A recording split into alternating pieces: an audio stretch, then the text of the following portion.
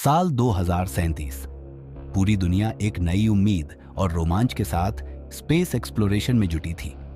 मंगल explorer 7 नाम का अंतरिक्ष यान नासा और अंतर्राष्ट्रीय वैज्ञानिक संघ द्वारा लॉन्च किया गया था। इसमें 5 सबसे बुद्धिमान और कुशल वैज्ञानिक थे। डॉ Arvind mission commander, doctor Li जीव विज्ञान विशेषज्ञ, डॉक्टर एला खगोल भौतिकीविद, रॉबर्ट इंजीनियर और समारा आर्टिफिशियल इंटेलिजेंस ऑपरेटर। यह मिशन खास था क्योंकि पहली बार इंसानों को मंगल की सतह पर 6 महीने बिताने का लक्ष्य दिया गया था। इस मिशन का मुख्य उद्देश्य मंगल पर संभावित जीवन के सबूत खोजना और वहां के वातावरण को समझना था। मंगल पर लैंडिंग एकदम सफल रही। चारों तरफ लाल रेगिस्तान और ऊबड़ खाबड़ चट्टानें थीं। उनकी पहली रात मंगल पर सुकून से गुजरी, लेकिन अगले दिन जब वे वैली ऑफ रिडल्स नामक क्षेत्र में पहुंचे तो चीजें अजीब होने लगीं। वहां उन्हें कुछ अजीब संकेत मिले, जैसे पत्थरों पर अज्ञात लिपि में लिखी गई आकृतियां और एक बड़ा दरवाजा जैसा संरचना जो मंगल की सतह के नीचे छिपा था। रॉबर्ट की इंजीनियरिंग स्किल्स से उन्होंने उस दरवाजे को खोला। अंदर एक गुफा जैसा क्षेत्र था जहां तापमान मंगल के मुकाबले ज्यादा गर्म था। गुफा की दीवारों पर नीले रंग की चमकती हुई लकीरें थीं। ऐसा लगा जैसे यह जगह किसी प्राचीन सभ्यता का अवशेष हो।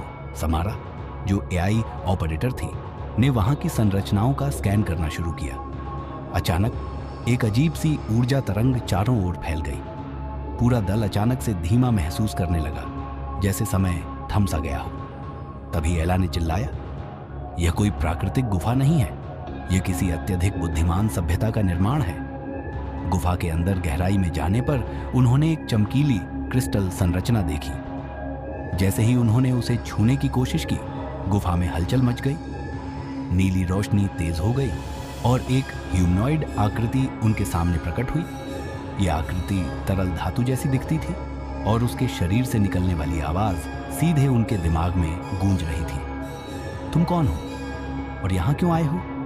डॉक्टर अरविंद ने समझाया कि वे पृथ्वी से आए हैं और मंगल का अध्ययन कर रहे हैं। वह आकृति एक प्राचीन मंगल सभ्यता के प्रतिनिधि के रूप में खुद को पेश करते हुए कहने लगी, हमारी सभ्यता बहुत पहले समाप्त हो गई थी, लेकिन हम अपनी चेतना को इन क्रिस्टल्स में संरक्षित कर गए।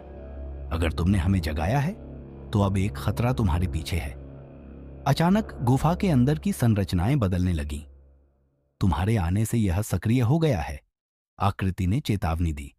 यह मंगल की सतह के नीचे सोया हुआ एक विनाशकारी यंत्र था जिसे रेड कोर कहा जाता था। यह यंत्र इतनी ऊर्जा उत्पन्न कर सकता था कि पूरे सौरमंडल को खत्म कर दे। मिशन टीम अब असमंजस में थी। क्या वे इस खतरे को निष्क्रिय कर पाएंगे या उनका आना ही पृथ्वी के लिए सबसे बड़ा खतरा बन जाएगा? टीम ने क्रिस्टल आकृति के साथ मिलकर रेड कोर को निष्क्रिय करने की योजना बनाई, लेकिन इसके लिए किसी को अपनी जान जोखिम में डालनी थी। क्या टीम सफल हो पाएगी? क्या यह मिशन मंगल और पृथ्वी दोनों के भविष्य को बचा पाएगा? अगला भाग जल्द आएगा।